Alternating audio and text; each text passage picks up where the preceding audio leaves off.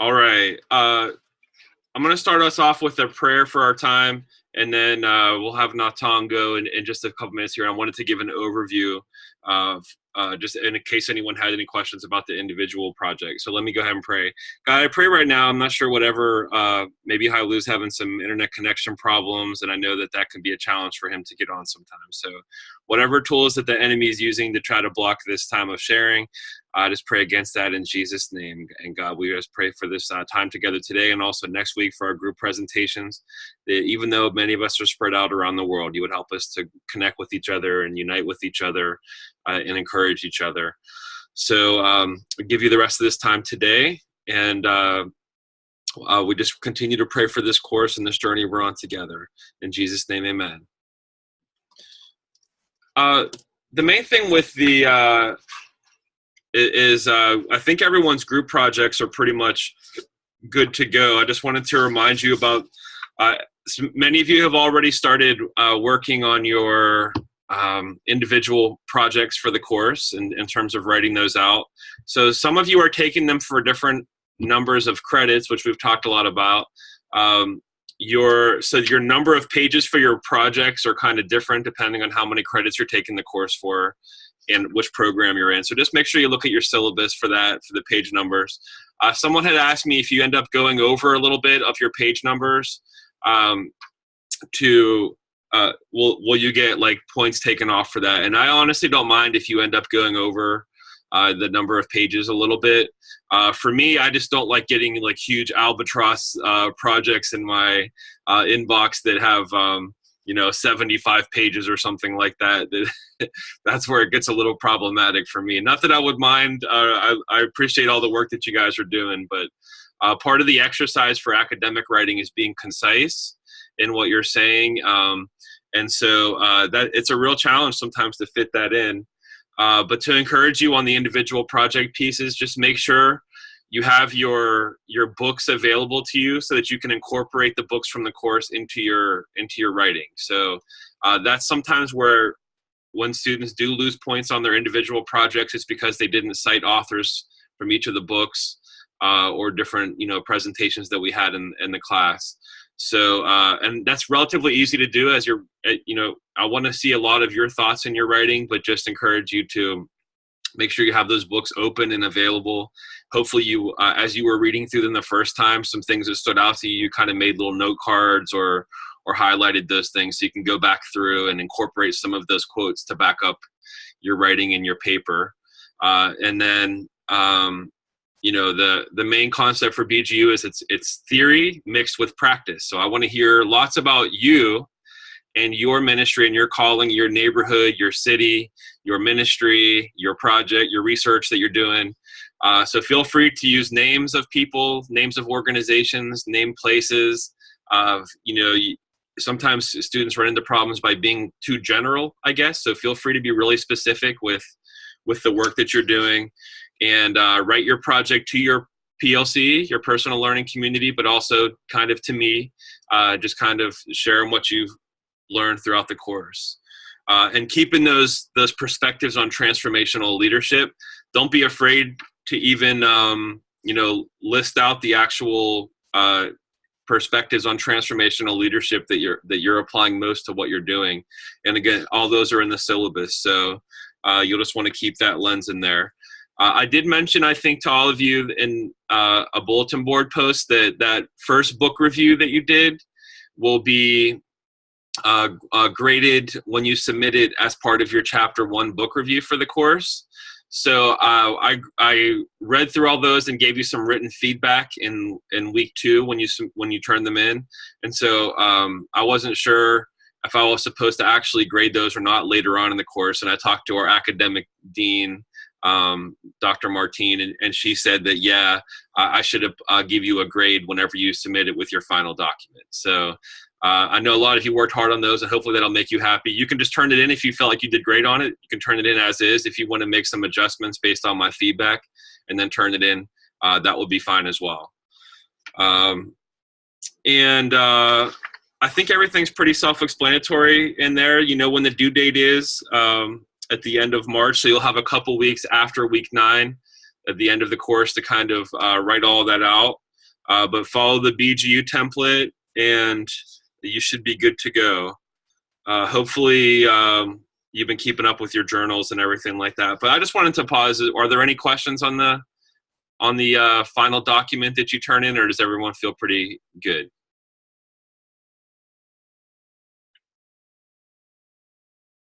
All right. I have a question. Yeah, I'm sorry. I have a question about the template. I know there's a specific template, and I still don't have that. Like, I guess so who would I contact to get that template? I know it's not under I looked in like the links or whatever on the course. So who would I contact to get that? Yeah, so two possible things. Number one is you would probably email Judy Melton, the registrar, and just send her an email and ask her for a BGU paper template, and she should have that right on standby. You could also try to go into the BGU online library, and in the search window, type paper template, and I bet you one would pop up there as well. Okay. Yeah. All right. Well, I haven't heard back from Hailu. I don't think he replied to my email, so he must be having a bad internet connection or something. So I don't want to hold everybody up. And Natong, again, just maybe you could share as best as you can. I know this is kind of extenuating circumstances for you, so lots of grace. You're going first, and your partner's not on with you. So.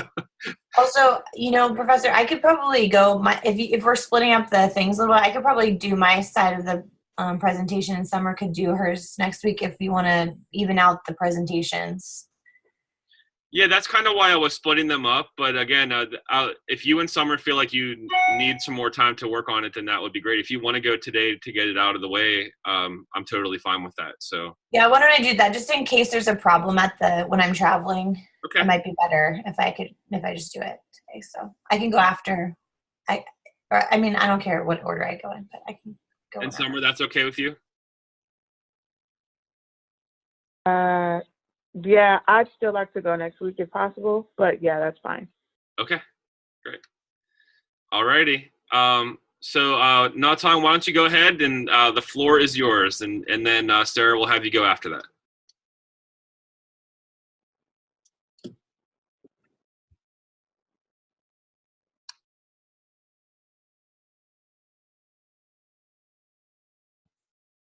And I think you're still muted, Natong.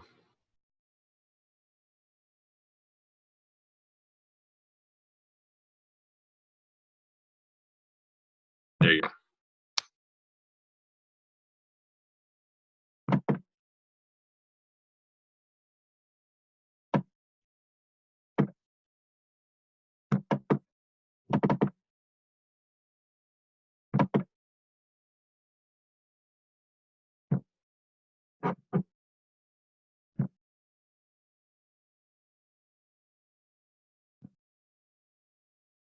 So are you able to see my screen?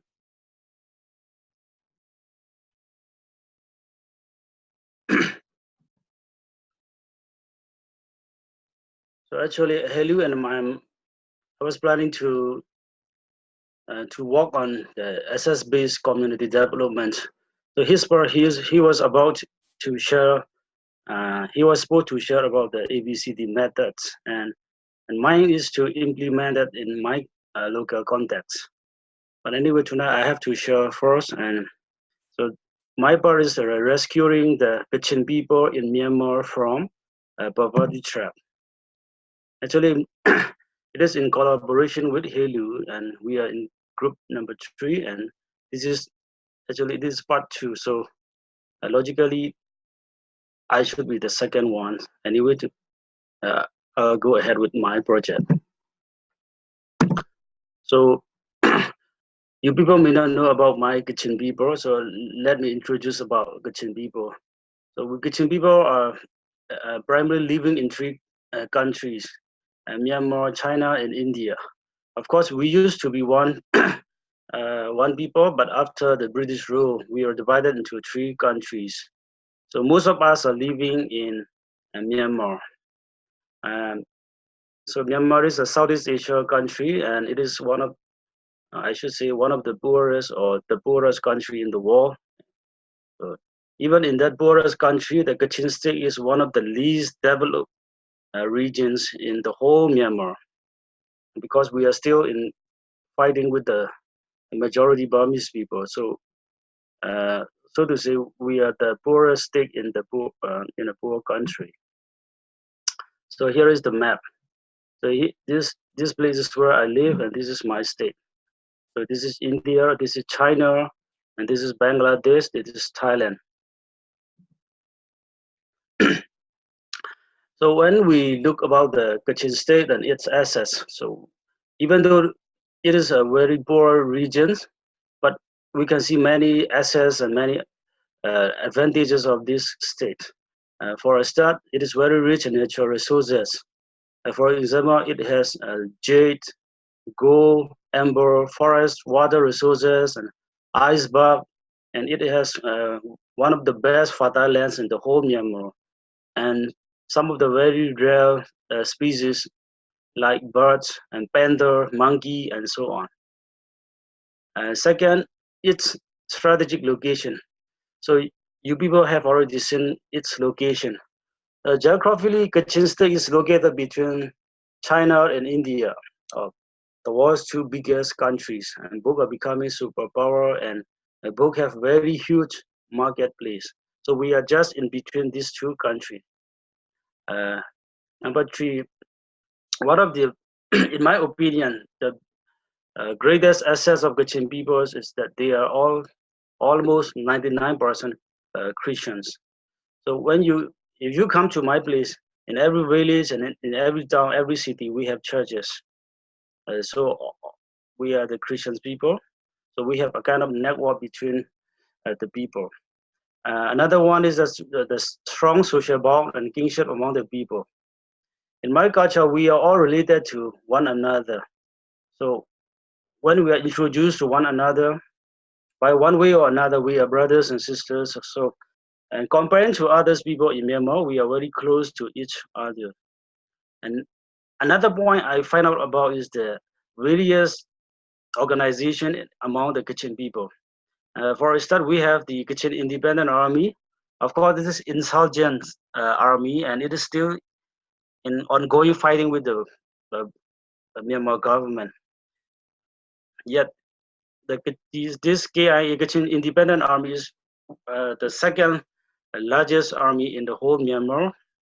Another one is we have various local NGOs operated by indigenous people. And another is that we have in Myanmar, we are one of the least people in the whole Myanmar. Many singers, actors, and many celebrities are from my tribe. And we have famous politicians and athletes like MLA world champions are from my place. And another potential I can see is that we have a lot of young people. Of course, they are without jobs and they are just trapped in poverty and drugs and so on, but they can be a huge workforce. Another one is that we Kachin people are very adaptable to new ideas and changes. So it is not very hard for us to accept new ideas. And last, and we have diasporas in various countries, like in US, UK, Europe, and the Kachin people are scattered throughout the world. And if only we can connect with others, and it can be a great access for the Kachin people. So this is the amber we can see in my state. So this is jade stone. This is also from my place. Okay, in terms of the opportunities for economic development, the number one, the natural resources can give impetus to economic growth and increase living standards if we can utilize properly. And number two, its strategic location can provide important trade routes for business because we are in between China and India. If we can use this land advantage, it can create income for my people. And number 3, though we have various organizations and churches, we are not connected with each other, so we never become a powerful force. That's why if these various organizations can work together, it can turn into a very powerful force to remove the economic and social injustice and that are blocking the economic growth and prosperity in my state. So what are the obstacles to economic growth? Though we have many various natural resources and a very good strategic location, we are the poorest even in Myanmar. So after learning this course, I can see why we are poor. Number 1, because of the economic injustice. For example, we have jade. Just last year alone, 2017 alone, from jade, the government has started $2 billions, billions, just from one items. They got that much income, but we people never get any chance to benefit from that because the military elites and drug dealers and cronies, they always totally control the state economies and gemstone industry. So it is not practically not possible for people to compete with them economically. So they control everything, every lands and every license and every right. It is in their hand.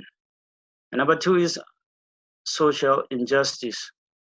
So like I said, many young people are trapped in drugs and prostitution, and mainly because they don't have jobs. So why don't they have jobs? Because it's very hard for the ethnic Kachin people to have government jobs. So even if you can get government job, it will be like clerks or like small, not high positions.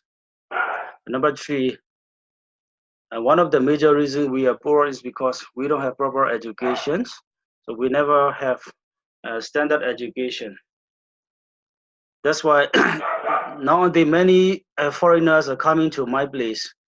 So like the Westerners, Europeans, Chinese, the Japanese, and many are coming to my state. But because we have no education, we cannot take advantage of these globalizations and other economic opportunities. Instead, we are becoming the victims because of that. And and one of the big problems for us is that this neighboring country can become oppressors to us. So we are very close to India and China. For that, we suffer a lot because they will frequently interfere in our state affairs for their country's benefits. And they will not do anything for us, but they will just come and join with the Burmese government and oppress the Kachin people. And another one is the internal disunity. So various ethnic groups are again divided even within among my people. So we have 6 major tribes again divided in Kachin. Another one is the ongoing civil war.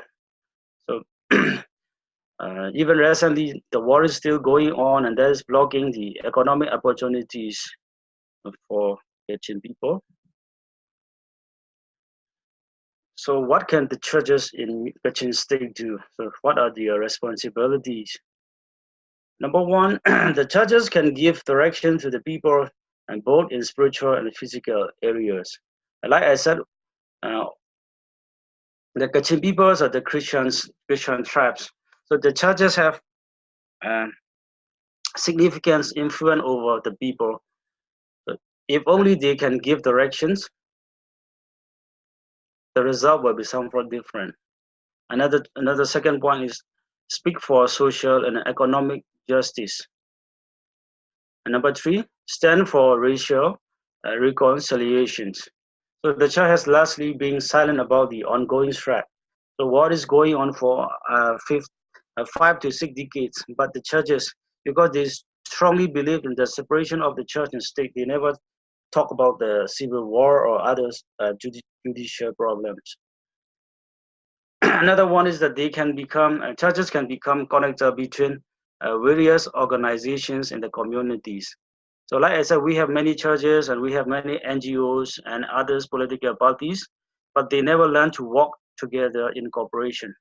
So the churches can become a connector between these various stakeholders. Another one is that I strongly believe the churches have responsibility to invest in education. Our problem is education, so we cannot count on the government to improve our education standard. So we have to do it ourselves. So what can the churches do? The churches can take the place of the government and invest in education and encourage education in their members. And churches can create jobs and find jobs for the jobless in their communities.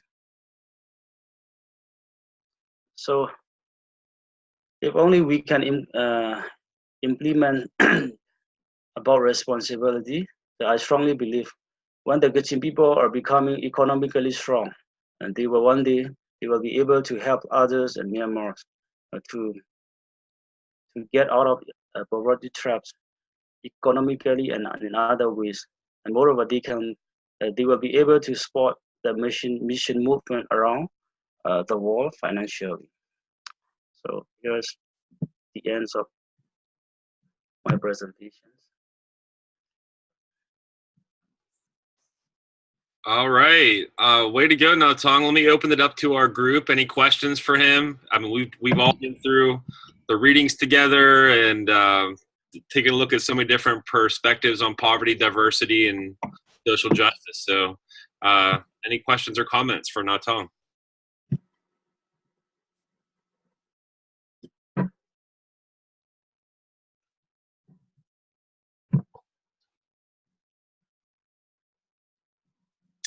This group is never quiet, so I know someone's going to jump in here soon. There we go. So I have to finish within 5 minutes, so I speak very fast. That's okay, Marcel. Go ahead.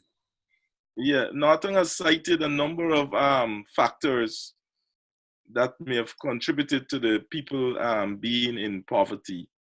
I would just like to find out, generally, what is the relationship with God, with the people generally? Do they have a relationship with God generally in Myanmar? Do they have a relationship with God? And what is being done to fix, if they don't, what is being done to fix that kind of relationship? Because I'm thinking in the context of Fikert and Corbett, in terms of the solution to poverty as an aspect, they talked about this brokenness that we have in terms of our relationship with God, our relationship with self, our relationship with community, and our relationship with the environment. So I just want to know, if generally, what relationship the people have there with God. If you mean the whole Myanmar, and Myanmar is 89% Buddhist, and if you people happen to read newspapers, you will see this day we have a lot of religious problems, like between Buddhists and the Islamics. So fighting is going on everywhere. And in my state, the problem is between the Buddhists and the Christians. Of course, the civil war is going on. So outwardly, it is between Kachins and the Burmese, but actually, it is between the Buddhists and the Christians. So I don't want to say it is a religious problem, but because when we think we have 135 tribes in Myanmar. So why is the government only fighting with the Christian tribes? So that's one of the question is religion is also factors behind.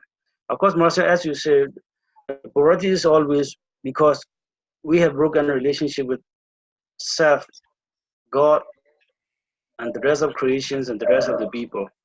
Of course, we people, because we lack education and because of sin, we don't utilize, like God has given us water resources and forests and many other things.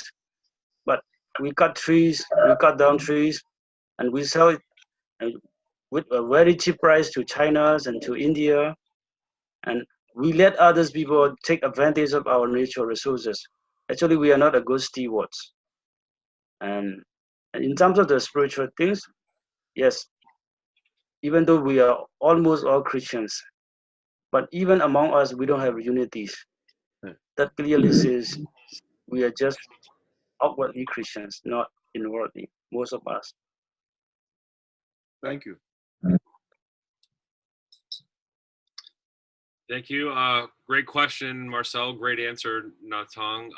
It's never simple, right? There are so many layers to it, for sure. Any other questions or comments for Natong?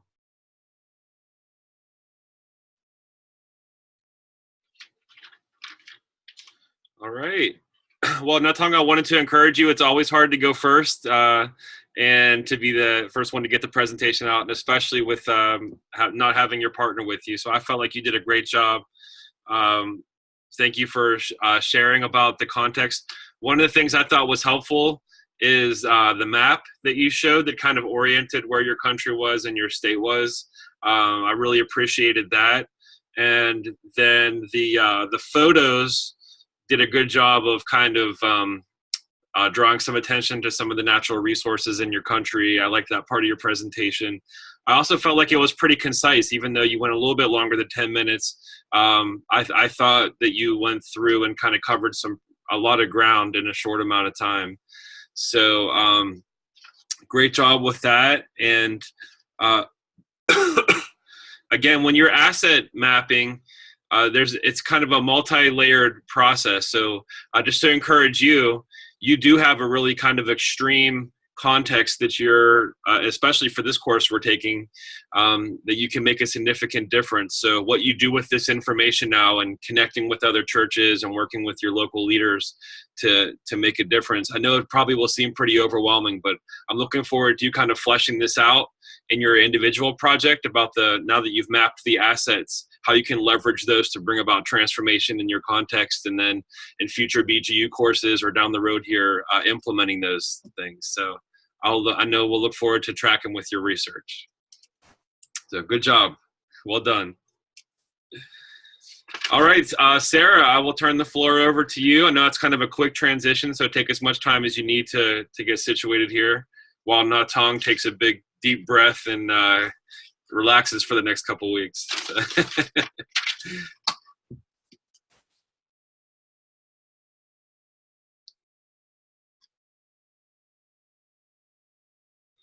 And Sarah, like I said, take your time. Just let us know when you're ready.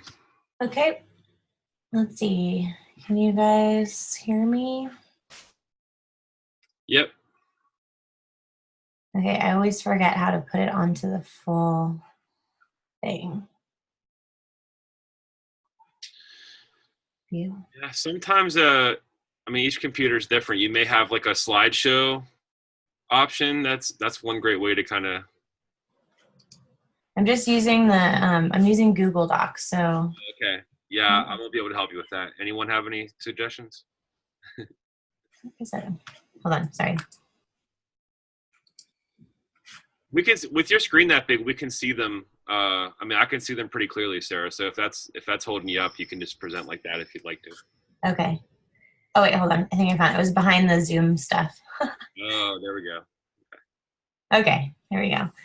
So I'm with Summer, and Summer and I, the fun part is that we're pretty close in the same geographic area, even in a similar area of neighborhoods together. And so it's been kind of fun to just connect over a lot of shared contacts and obviously knowing a little bit more about each other's neighborhoods and communities. But I think there's still a lot to learn, and we're going to try and get together in the next couple weeks and keep learning about what each other are doing and how to overlap. So I think it'll be fun to hear her next week. And I at first when we were talking was thinking about structuring my project around the empowerment of the next generation of leaders and how to engage them more and more in in what's going on through the church and also with our community development work.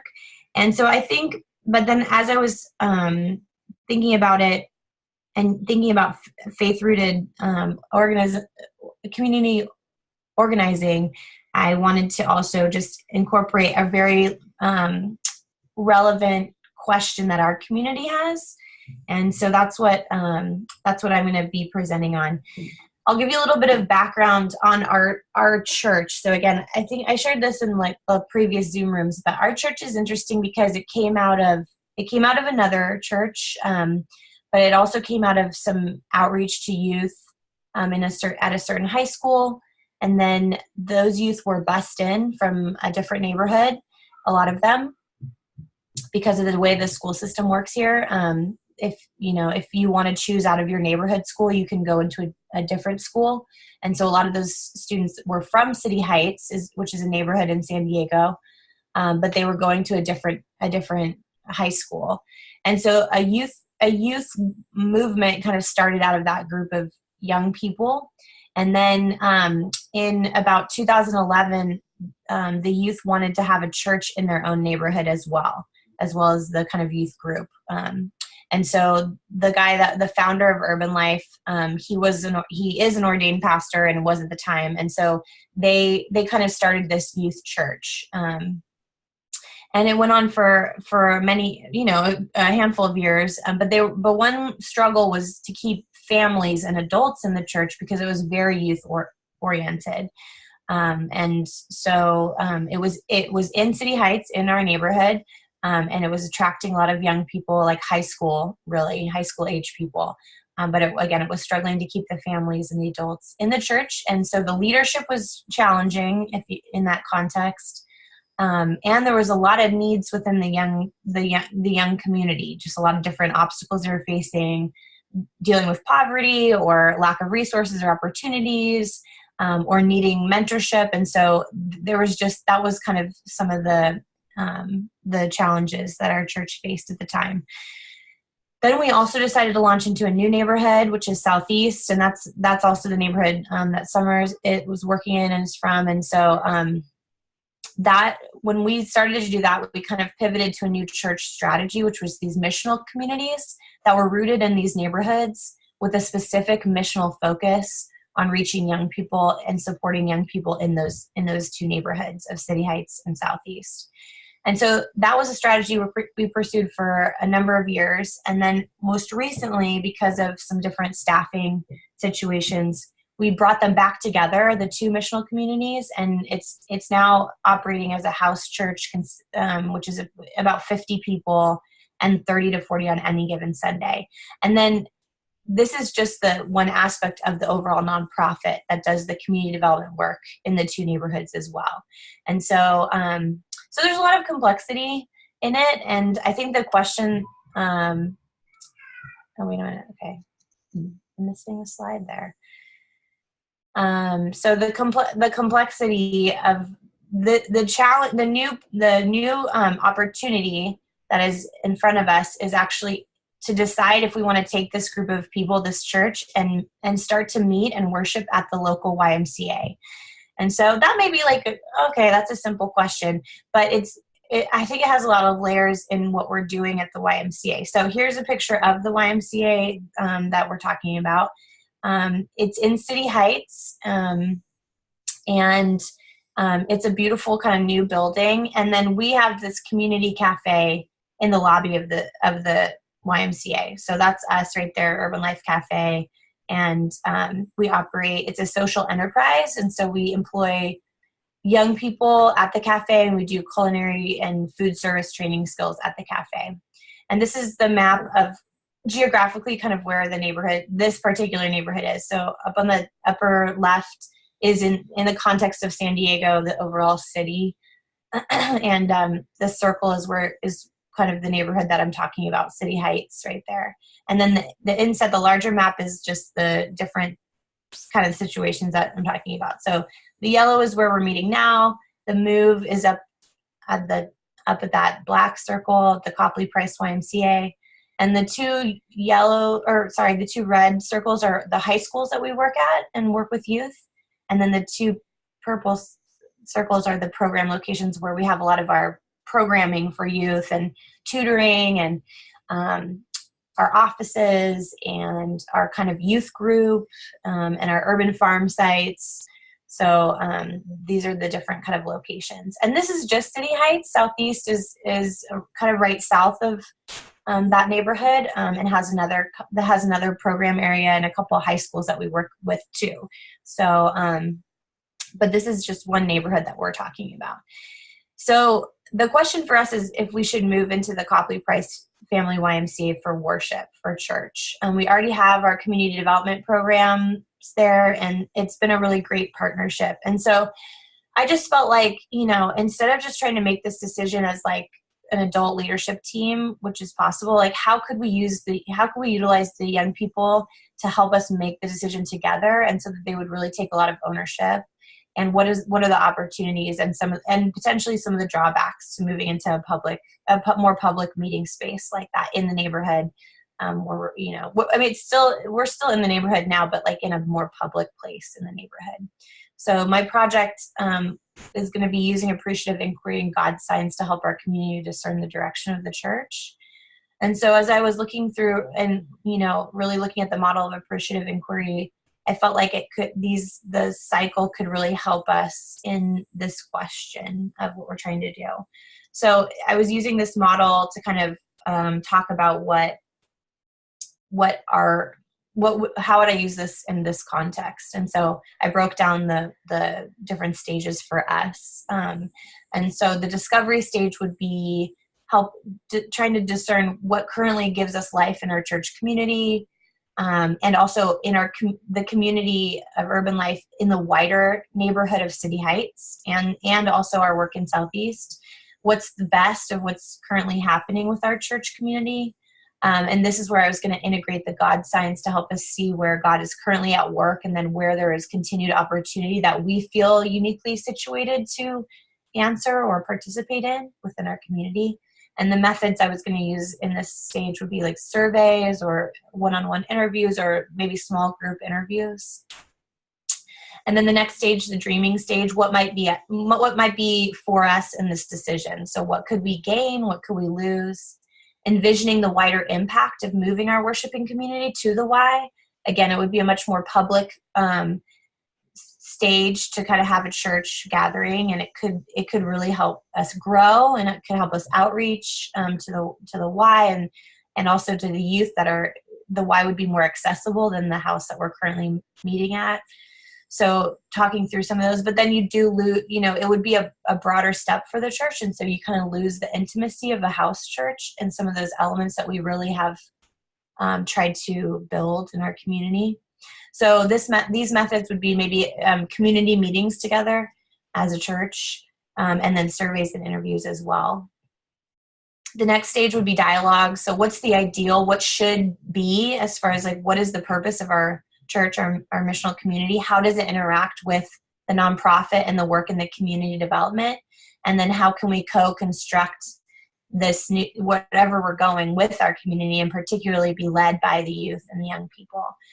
So evaluating our current community, seeing where we're fulfilling the call God has on us, and maybe where we have growth opportunities. And this method, I was thinking, I have a colleague that was telling me about this pre and post-mortem exercise, where it was this really interesting, and I have to learn a little bit more about it. But basically, you ask your community, and it is a little bit morbid, but it's kind of a helpful exercise. You ask your community, like, if your community was to die, what would have happened? And so it's asking people to imagine what are the problems that could lead to a community, your community or your organization or your program to actually not succeed. And then you do the positive last. Like, if your community in 5 years was just to have amazing growth, what would happen? Why would it have that growth? And so it's asking them to imagine the good things and how that could lead towards greater growth.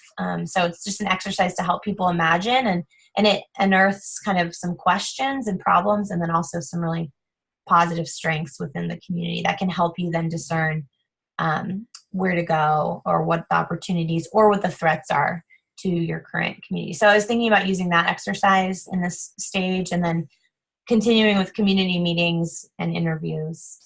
And then lastly, delivery. I kind of adjusted that to discerning together as a community what we should do in this decision. So using the above steps to help us move into a decision about the YMCA and the potential for meeting there. So I think that's an overview of my project, actually, and yeah.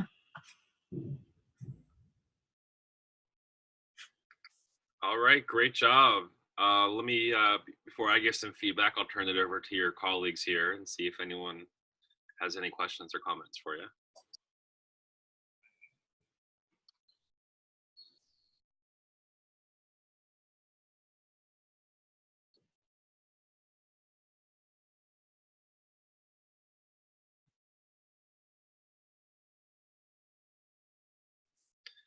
All right, Summer, I'm going to pick on you. So we can't let her off this easy without having to answer anything. But you worked with her a little bit. So do you want to just, it doesn't have to be a question, but maybe if you just want to comment about, as you were working on this project together, how were you able to encourage Sarah or that type of thing?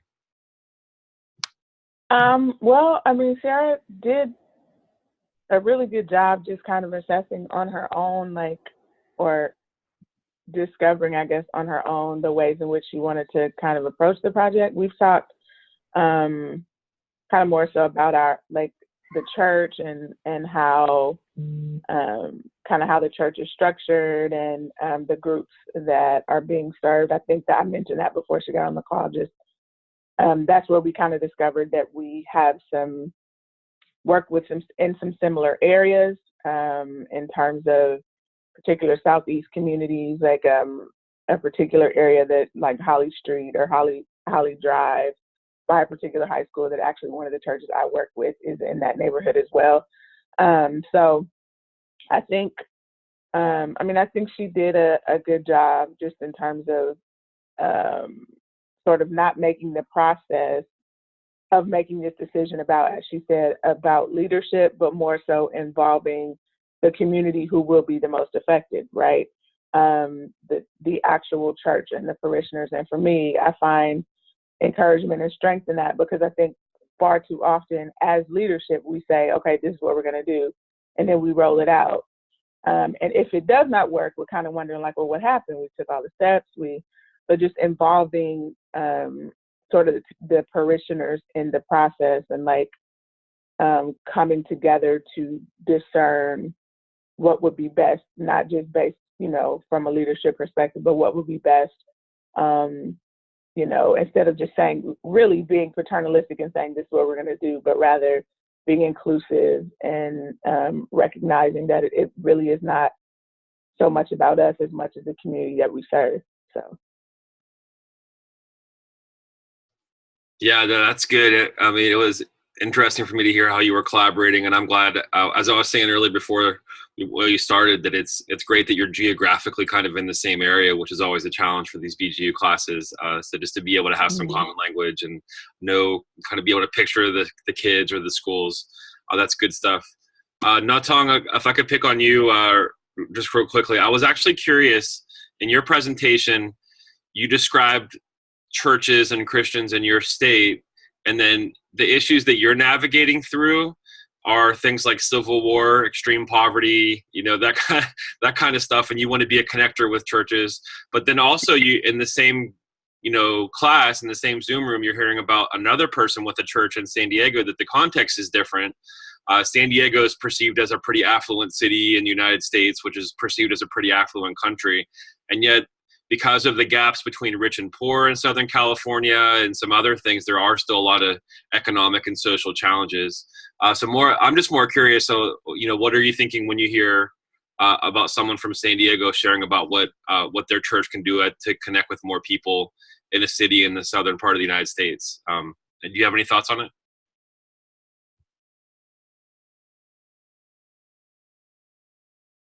Yeah, I think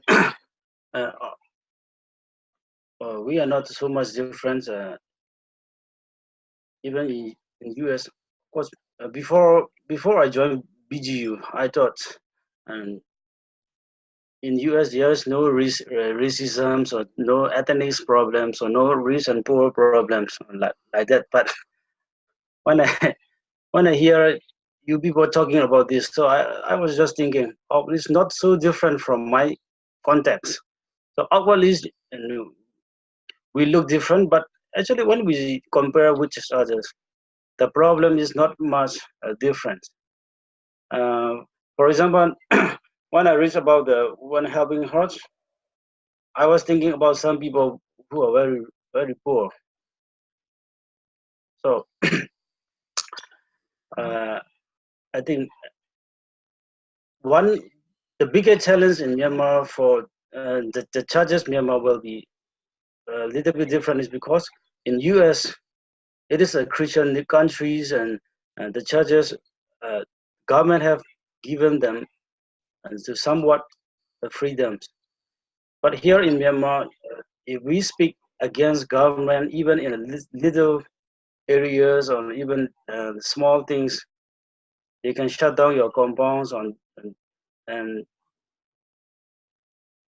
they can give you problems. So, I was just thinking about how the charges in US and the charges in Kachin State are different. So in terms of uh, using methods, I think US charges has more freedoms than ours in here in Kachin State. All You know right. what's interesting? Sorry if I can jump in City Heights, because traditionally in San Diego, it's been the neighborhood where most of our refugee populations have been settled. It's kind of changing now, but because of gentrification and other things. But there's a big Karen population here in City Heights from Myanmar. So I don't know if that's I don't know what geographic proximity that is to the Kachin community, but it's funny, even here there's a lot of connections, I think, and a lot of young people in our community that are actually from Burma. And then I think the other connection that's interesting that Summer and I talked about, and then I heard, and also in other presentations, and also I think in other challenges in this class, is activating the next generation of leaders and figuring out how to do that transition of leadership well, and engage young people who have a lot of challenges, whether it's dealing with employment or nowadays also distraction. I think is a huge thing with like social media and all of that, and then drug use, and all this, also all those challenges too. So I just think that engaging the next generation with the gospel, and then also with handing them the mantle of leadership, is a universal challenge too for churches right now. Definitely. Yeah, and it's as you were talking, I was when in your presentation, I was thinking about the Lawndale Church in Chicago that a lot of people talk about. They're kind of this legendary, Christian community development hub, but it actually started as a youth church. A lot of the young people that were being reached in the neighborhood, they went through kind of a similar process of, I think at some point you run up against this institutionalization of church, whatever that it's going to look like to become established, versus are you really going to value the voices of the young people in your community, and what if what they want to try to shape, the Lord's doing something different than what an institutional church might look like. And there's a lot of tensions to that, but I love the concept that you just shared of it, talking about beginning with leadership development and keeping an eye on it really matters that you value those voices, especially the young leaders, and drawing that out. And hopefully this exercise, just to share some of my thoughts, hopefully this exercise of appreciative inquiry will draw that out, will be, not just something that was a project that you did to finish up a BGU course, but really be a valuable experience for the leaders in your community. And I'm looking forward to seeing what the Lord draws out of it. My question was, did you come up with those categories of discovery, dream, dialogue, and delivery, or did you find that somewhere else? I found it with another church using appreciative inquiry in a model. So I should probably cite it. I'm sorry. I'll find the site. I didn't bring it up for you not citing it. I was just curious. I was like, oh, that's brilliant. Yeah. No, not my own original idea. I was just using another. I used that was the model that I was looking at to help to help structure the way to use appreciative inquiry for my context. So got it. That's great. And I also appreciated the maps again, that it really helps to tell your story a little bit. I thought that was wonderful. I thought your PowerPoint was really concise, which is good for these presentations as well. And my encouragement with the research methods as you're moving forward is for an individual BGU class, I always encourage students to use it like a survey instrument. That'll be a small questionnaire or something like that. Or if you do it at appreciative inquiry, that's great. If you get into interviews, those are fine. You just won't. I always warn people ahead of time. Interviews, if people go on and then you have to kind of go through and chart them for their answers, it can be a really time-consuming project. So for a lot of like final capstone projects or dissertations, I always encourage the interviews. But just a note on that, I'm sure you already thought that through, but I just have to watch the amount of information you'll mine with the interviews. Any other great job, Summer. I appreciate you going this week. Will actually free everyone up next week to have a little bit more time for some Q&A. So thank you for doing that. Any other thoughts, comments on that? All right. So great job, everyone. I'm actually not going to hold you up too much here. Just to encourage us that next week we'll be on. I'm not sure what we'll do about Hailu. I'm sure, like knowing him, he's usually pretty on top of things. So I'm sure it was just an internet connectivity challenge or something. But I'll work with him to maybe he can record his and I'll share it in the Zoom room next week or something. We'll figure something out. Great job today for the first two people that went, and we'll be on next Thursday, where we'll go ahead and hear from everyone else, and then we'll wrap up the final parts of our class. And just an encouragement to you, I'm available if you need anything. Feel free to email me, contact me if you need any support whatsoever in the course. But everyone's doing a great job, so we'll just keep it moving forward.